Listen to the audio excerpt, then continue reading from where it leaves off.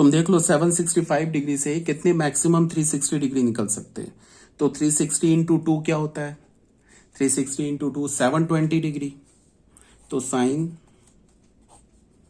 2 into 360 degree 720 degree. 720 में क्या हो जाएगा, 45 ऐड कर दोगे तो क्या हो जाएगा, ये 765 डिग्री। ठीक है, अब ये फिर ये किस फॉर्म का हो गया, 2n पाई प्लस थीटा का फॉर्म का हो गया। ये हो जाएगा साइन 45 डिग्री, इसका वैल्यू 1/√2। ये देख लो ना, 2 इंटू 360 मतलब घूम के कहाँ पहुंच जाओगे, यहाँ पे एक बार 360 का चक्कर मारा, दूसरे बार 360 का चक्कर मारा, तो ये तो किसी काम का नहीं है। तो साइन 45 डिग्री का वैल्यू 1/√2। क्या, कॉसेक -1410, कॉसेक -1410 डिग्री। मैंने क्या बोला, आर्गुमेंट जहां निगेटिव दिखे उसको पॉजिटिव बना लो, तो ये हो जाएगा कॉसेक -कॉसेक 1410 डिग्री। इससे जितना 360 निकल सके ना निकाल दो।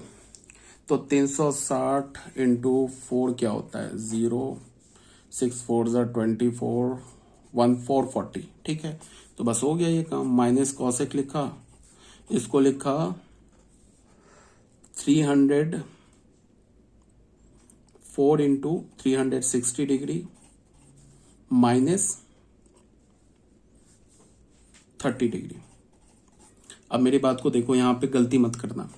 यहां पे देखो, ये माइनस कॉसेक हो गया, इसको हमने लिखा 4 इंटू 360 डिग्री। अब मैंने फॉर्मूला क्या बताया, मैंने फॉर्मूला बताया T 2n pi plus theta is equal to T theta. ये फॉर्मूला बताया, प्लस के बाद थीटा होना चाहिए, माइनस थीटा का फॉर्मूला नहीं बताया है।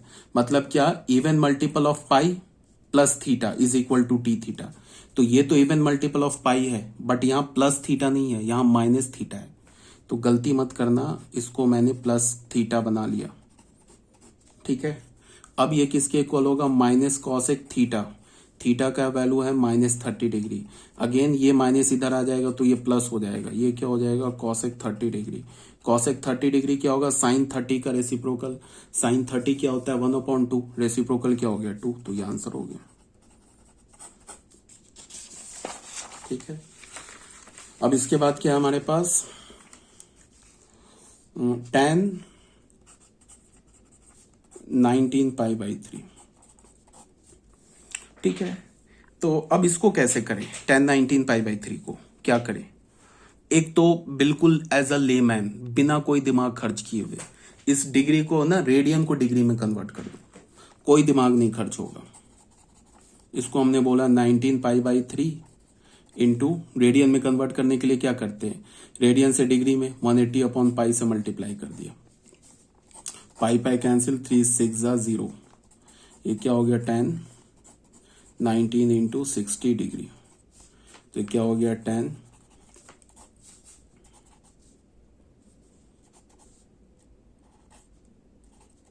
ये हो गया। अभी 1140 तो अभी हमने निकाला है ना, 1140 आ गया।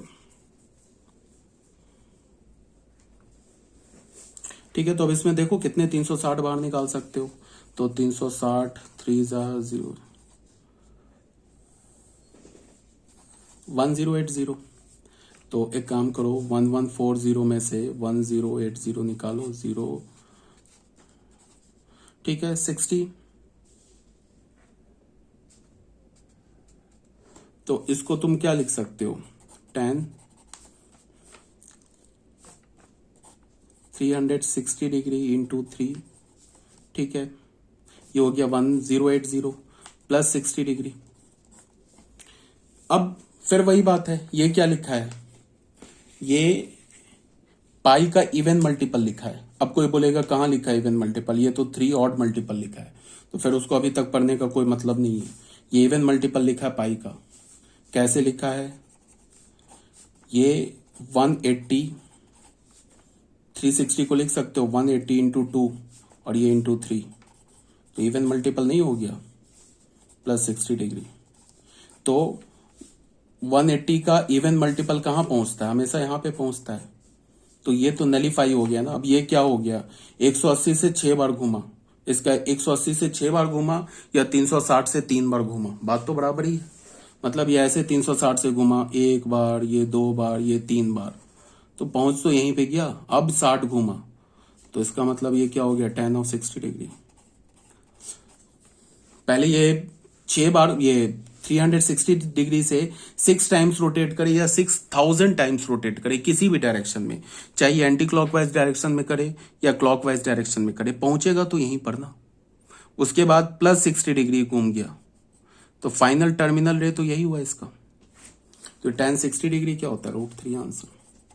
एक तो एज अ लेमैन हमने कोई दिमाग ही नहीं खर्च किया, सीधे क्या बोला कि इसको रेडियन को डिग्री में कन्वर्ट कर दिया। दूसरा हम ऐसे देखेंगे, 19π/3। इसको मैं एक फॉर्मूला लगाता हूं। इस फॉर्मूले में tan π/2 माइनस थीटा क्या होता है, इसको मैं ऐसे लिख सकता हूं, π/2, tan की जगह ना इसको कॉट लिख दिया।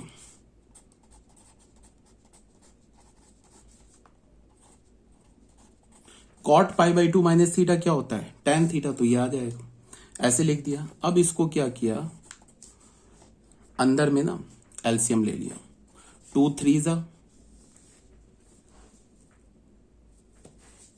ये क्या होगा, 2 3 जा तो 3π, 3 2 जा -38π। इसका कोई बेनिफिट हुआ नहीं। इसके रास्ते और भी हैं, इसको तुम ऐसे भी डायरेक्ट भी लिख सकते हो।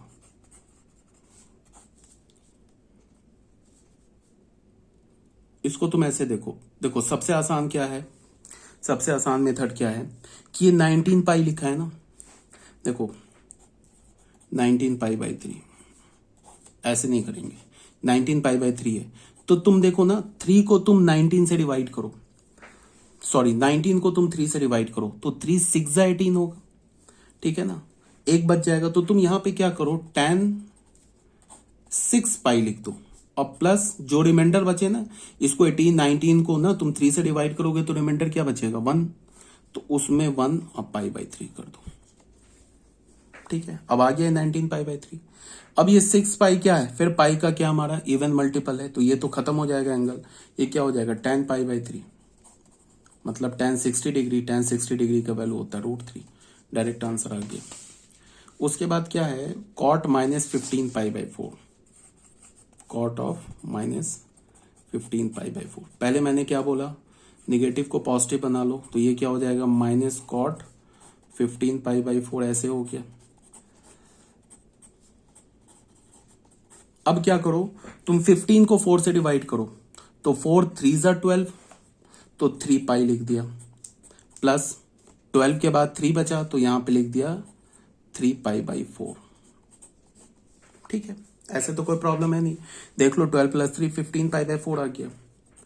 अब ये माइनस कॉट, अब ये 3π कहां पहुंचेगा, 3π यहां पहुंचेगा इस पोजीशन पे, प्लस 3π/4, तो प्लस है तो इसका मतलब ये एंटी क्लॉकवाइज घूमेगा, ठीक है। तो एंटी क्लॉकवाइज घुमा, तो उसके लिए कहां पहुंच गया, थर्ड क्वाड्रेंट, तो थर्ड क्वाड्रेंट में कॉट क्या होता है, थर्ड क्वाड्रेंट में तो कॉट पॉजिटिव होता है, तो थर्ड क्वाड्रेंट में कॉट पॉजिटिव होगा, तो ये एक निगेटिव ऑलरेडी है, तो यहां पे अच्छा कॉट ही हो रह जाएगा। 3π है तो कॉट कॉट में रह गया, थर्ड क्वाड्रेंट में कॉट पॉजिटिव होता है, तो कॉट ये क्या हो जाएगा 3π/4 वैल्यू। अब तो आसान हो गया, एंगल कम हो गया, ये तो बहुत आसान सा है, 3π/4 पाई माइनस π/4 लिख लो, ये हो गया minus cot, cot pi minus theta क्या होता है, minus tan theta, sorry minus cot theta, तो ये यहाँ ये इसका वैल्यू क्या होगा, माइनस कॉट थीटा, ये माइनस मिलके प्लस हो जाएगा, कॉट π/4, कॉट π/4 का वैल्यू 1, ठीक है। उसके बाद क्या आ रहा है, साइन -11π/3, 10 में क्या बोल रहा है, साइन, सबसे पहले तो माइनस को बाहर करो, minus sine 11π/3, sine of minus theta minus sine theta होता है, माइनस साइन 11 को 3 से डिवाइड करो, क्या होगा, 3 6 18 और 3 7 21, तो 21 तो ज्यादा हो गया, अच्छा 3 6 18 तक नहीं जाएंगे, 3 3 9, तो यहाँ पे तो बस 3π तक जाएंगे, 9 तो क्या हमारा रिमाइंडर बचा 2, तो इसको क्या लिखेंगे 2π/3। ठीक है, माइनस साइन 3π कहाँ पहुंचा, यहां पहुंचा, प्लस थीटा किया किस क्वाड्रेंट में पहुंचा, थर्ड क्वाड्रेंट में। अब तुम देखो ये हमारा क्या है 120 डिग्री है, मेरी बात को ध्यान से सुनो, ये हमारा 120 डिग्री है।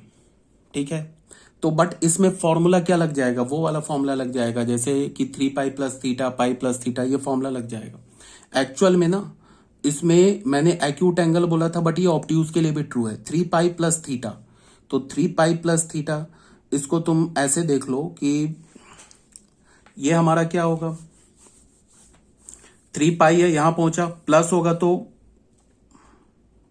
एंटी क्लॉकवाइज डायरेक्शन में घूमे, बट एंटी क्लॉकवाइज डायरेक्शन में तो एक्यूट एंगल से घूमे, बट यहां ये तो ऑब्ट्यूज एंगल है, तो कोई बात नहीं है।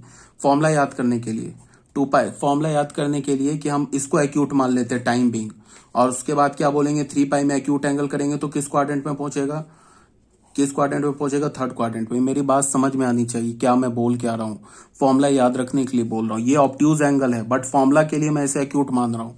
एक्यूट मान के मैंने बोला कि 3π तो यहां पहुंच गए, और बोल रहे हैं कि प्लस थीटा इज एक्यूट, तो थीटा एक्यूट है तो क्या होगा, पॉजिटिव है, तो ये एंटी क्लॉकवाइज में घूमेगा, तो थर्ड क्वाड्रेंट में आ गया एंगल। थर्ड क्वाड्रेंट में साइन क्या होता है, नेगेटिव होता है। फिर पाई का मल्टीपल है तो फंक्शन चेंज नहीं होगा, तो यहाँ पे एक माइनस ऑलरेडी है तो ये प्लस हो जाएगा, और ये क्या होगा 2π/3। अब तो ये आसान हो गया, ये हो गया sine pi minus π/3, pi minus π/3, sine pi minus theta is sine theta, तो साइन π/3, साइन 60 डिग्री √3/2, ये आंसर हो गया।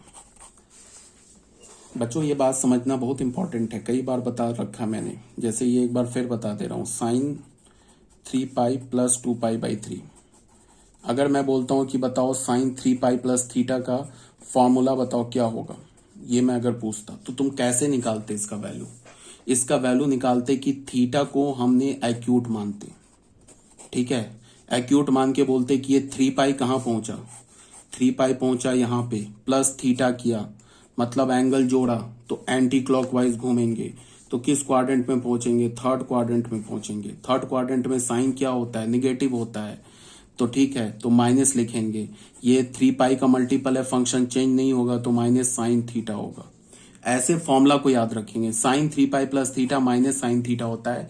ये जो थीटा को एक्यूट मानते हैं ना, ये फॉर्मूला याद करने के पॉइंट ऑफ व्यू से बता रहा हूं, बट थीटा हमारा ये ऑब्ट्यूज भी हो सकता है थीटा हमारा क्या हो सकता है, ऑब्ट्यूज भी हो सकता है। तो यहाँ पे क्या हो गया, हमारा थीटा ऑब्ट्यूज है, तो कोई बात नहीं, हमें तो यही लिखना है ना माइनस साइन थीटा, इसको हम एक्यूट मान लेंगे, इसको मान लेंगे 3π यहाँ पे पहुंचे, एक्यूट एंगल ऐड किया तो हमारा थर्ड क्वाड्रेंट में आ गए।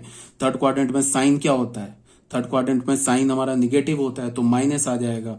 फिर पाई का मल्टीपल है तो फंक्शन चेंज नहीं होगा, तो माइनस साइन 2π/3। ठीक है ना। अब माइनस साइन 2π/3, इसका क्या मतलब हो गया, माइनस साइन, इसको हम क्या बोलेंगे, pi minus π/3। Sine pi minus theta क्या होता है, साइन थीटा, तो माइनस साइन π/3। 60 डिग्री क्या होता है, तो माइनस √3/2। ये आंसर हो गया। उसके बाद साइन 31π/3, साइन 31π/3, तो कोई बात नहीं, 3 से डिवाइड करो तो साइन हो जाएगा, क्या हो जाएगा 10π प्लस π/3। अब ये 10π कहाँ पहुंचा, 10π तो यहाँ पहुंच गया, ये तो क्या 2nπ प्लस थीटा के फॉर्म का है, तो ये क्या हो गया साइन π/3। π/3 का मतलब 60 डिग्री, साइन 60 डिग्री 1/√3/2, आंसर हो गया। ठीक है, ये मेरी बात आ गई समझ में।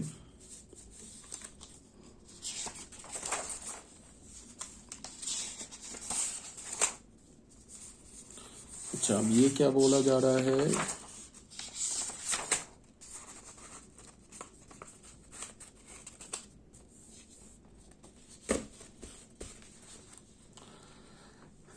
ठीक है, यहां तक तो हो गया सॉल्व।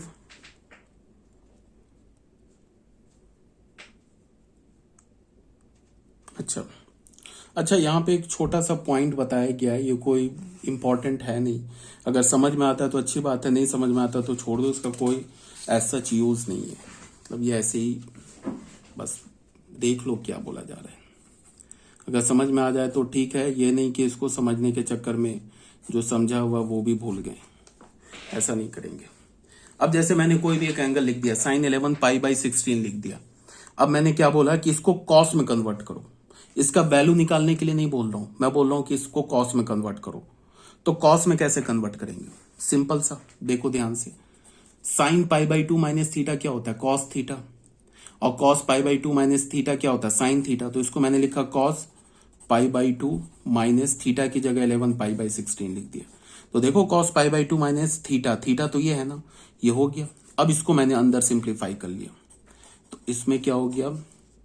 ये हो गया 16, 2 8 जा, तो 8 पाई माइनस 11 पाई। ये क्या हो गया? Cos of minus 3 pi by 16। Cos of minus theta is cos theta, तो कॉस ऑफ 3 पाई बाई 16। ऐसे हो जाएगा ना एंगल। समझ में आ रही है बात? ये हमारा एंगल हो गया। इसका मतलब देखो, इसको हमने साइन में कन्वर्ट, साइन को कॉस में कन्वर्ट कर लिया। इसमें डायरेक्ट क्या है कन्वर्ट करने का, या कन्वर्ट करने का डायरेक्ट, या इस स्टेप को देखो, नहीं इस स्टेप को देखो। जैसे अगर मैं बोलूं ना कि साइन 11 पाई बाई 16 है, इसको कॉस में कन्वर्ट करो। इस स्टेप को देखो, सॉरी ये स्टेप को देखो, ये वाला जो स्टेप है ना, इसको ध्यान से देखो। इसको तुम क्या लिखो? कॉस लिखो। ये जो हमारा डिनोमिनेटर है ना, इसका हाफ ले लो। इसका हाफ क्या होगा?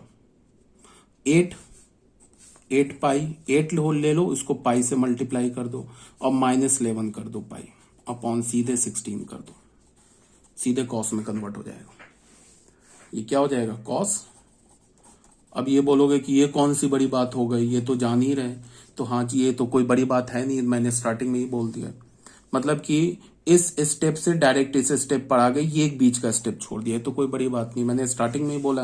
ये ऐसे ही है, बस समझो टाइम पास है।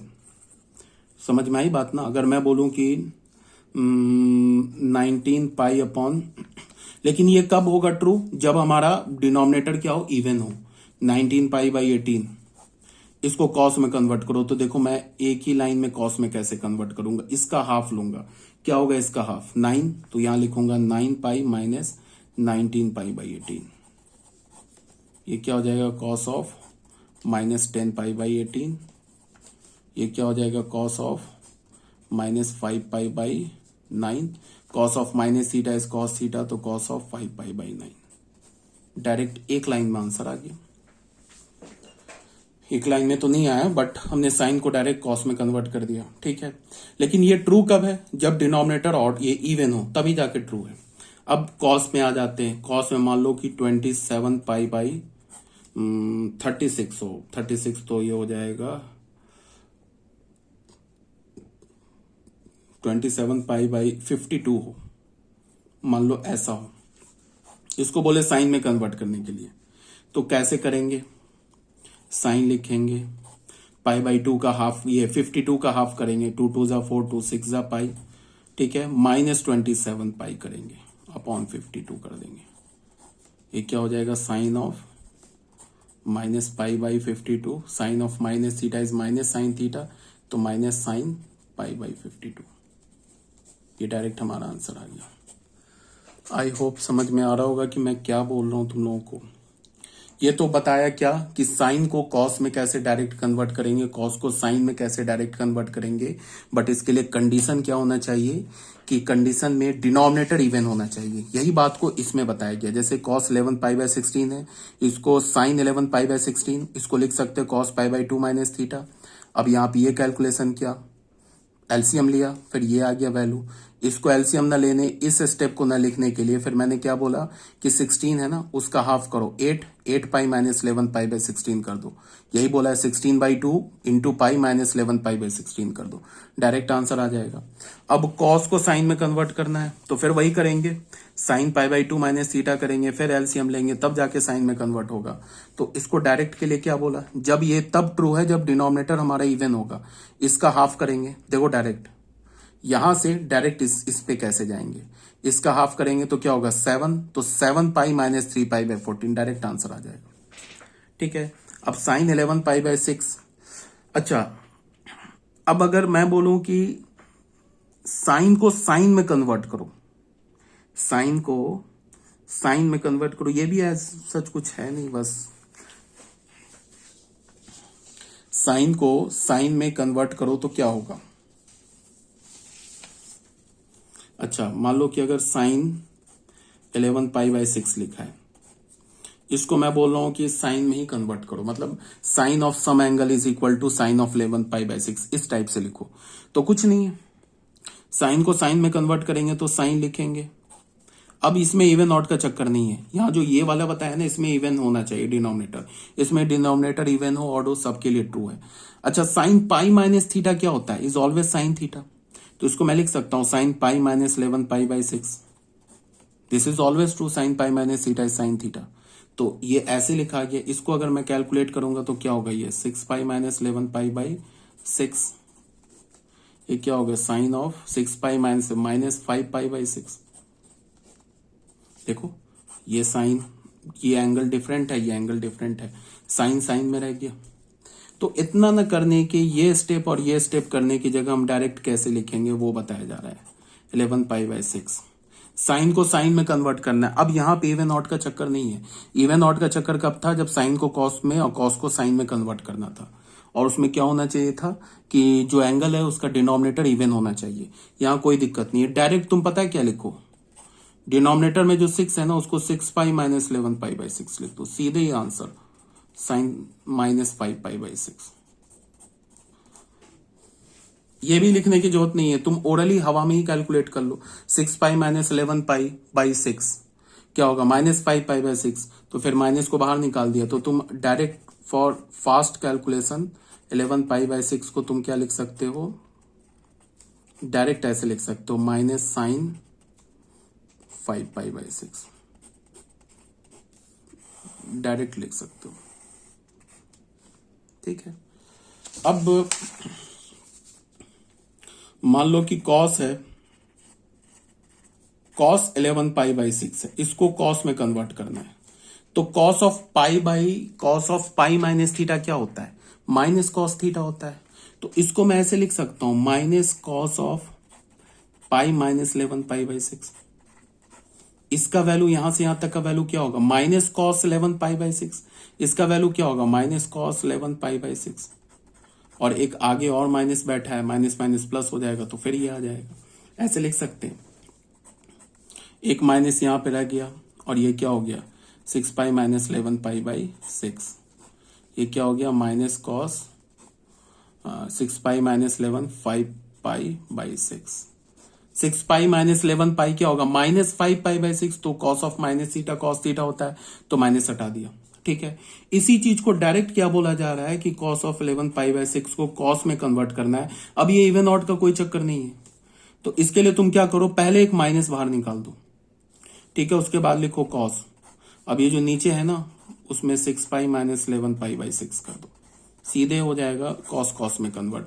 फॉर एग्जाम्पल कॉस अगर बोला जाए 19 पाई बाई 3, इसको कॉस में लिखो, तो देखो मैं कैसे लिखूंगा, कॉस को कॉस में एक माइनस बाहर निकालूंगा, कॉस लिखूंगा, या लिखूंगा 3 पाई माइनस 19 पाई बाई 3, और ये हो गया minus cos minus 16 pi by 3, तो ये हो गया 16 pi by 3, because of cos of minus theta, cos of minus theta is cos theta. अब अगर किसी को नहीं समझ में आ रहा है ना, तो अभी तुम ये सोचो कि मैंने कुछ बोला ही नहीं, बिकॉज ये कुछ है नहीं, ये नहीं जेई मेंस में आने जा रहा है, ना जेई एडवांस में आने जा रहा है, ना बोर्ड में आने जा रहा है, बट एक सिंपल एक स्टेप कम कर दिया, बस इतना अगर तुम याद रख सकते हो तो। याद रखने के लिए मैंने क्या बोला, एक बार फिर से रिवाइज कर देता हूं। साइन लिखा है एनी एंगल, ठीक है, अपॉन एनी, यहां पे कोई भी एंगल हो, इनटू पाई, और यहां पे इवन नंबर हो, और इसको तुमको साइन को चेंज करना कॉस में, तो तुम डायरेक्ट कैसे लिखोगे, इसको वैल्यू कैसे लिखोगे, कॉस लिख दिया।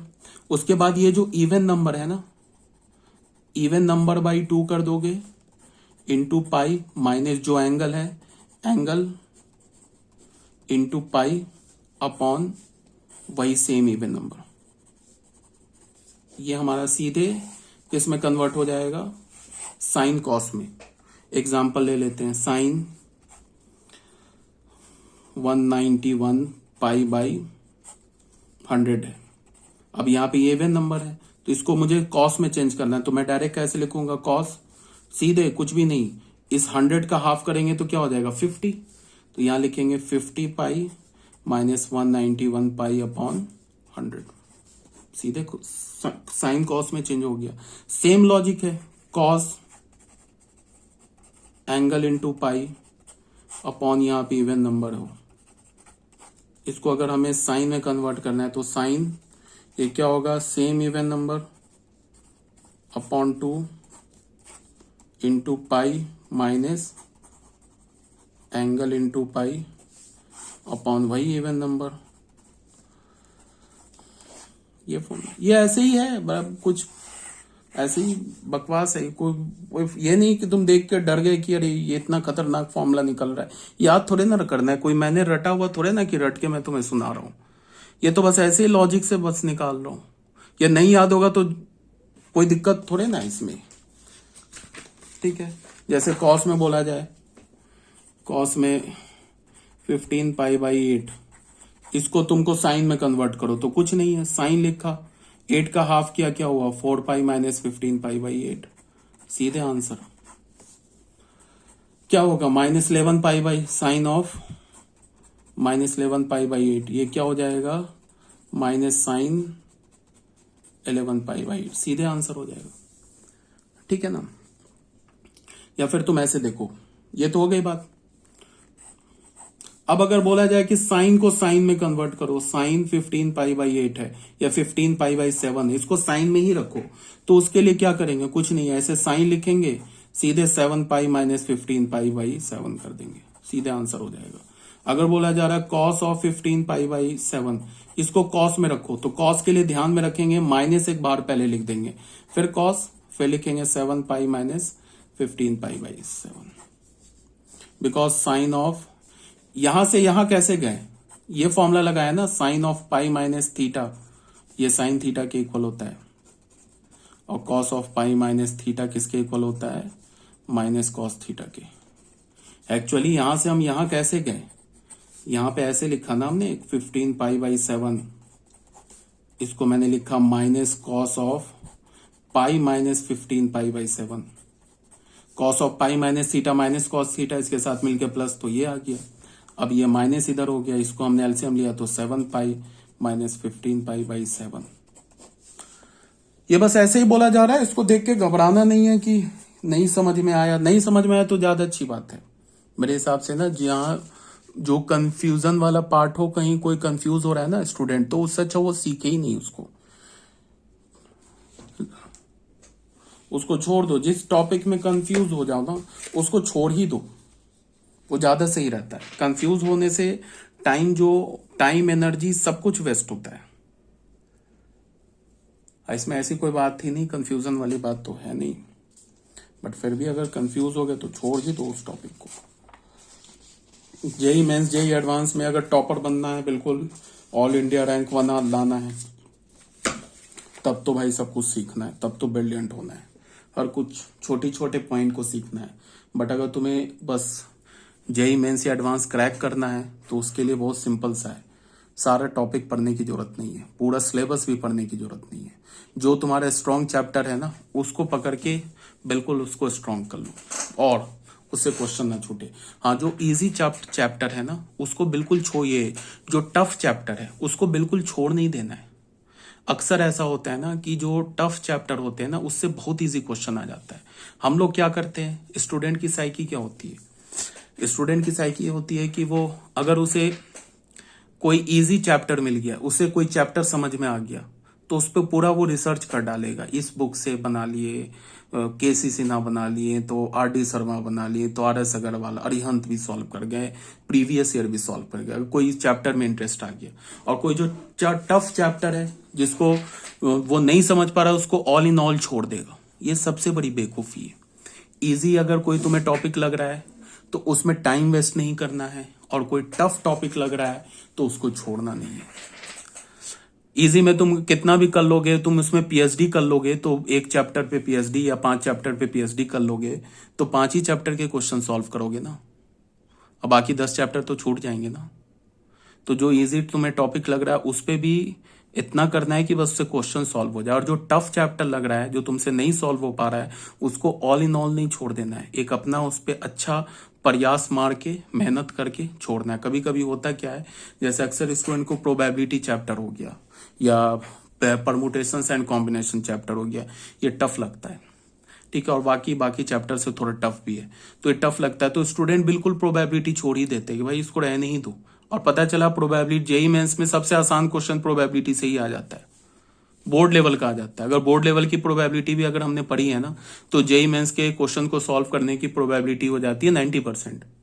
और हमें लग रहा है कि आसान कौन सा लग रहा है, डेरिवेटिव, डिफरेंशिएशन लेना बहुत आसान लग रहा है, तो उस पे पता चला कि डेरिवेटिव से इतना टफ क्वेश्चन आ गया कि तुम्हारा डेरिवेटिव काफी स्ट्रांग था, अब डेरिवेटिव ही से क्वेश्चन नहीं तुम्हारा सॉल्व हुआ।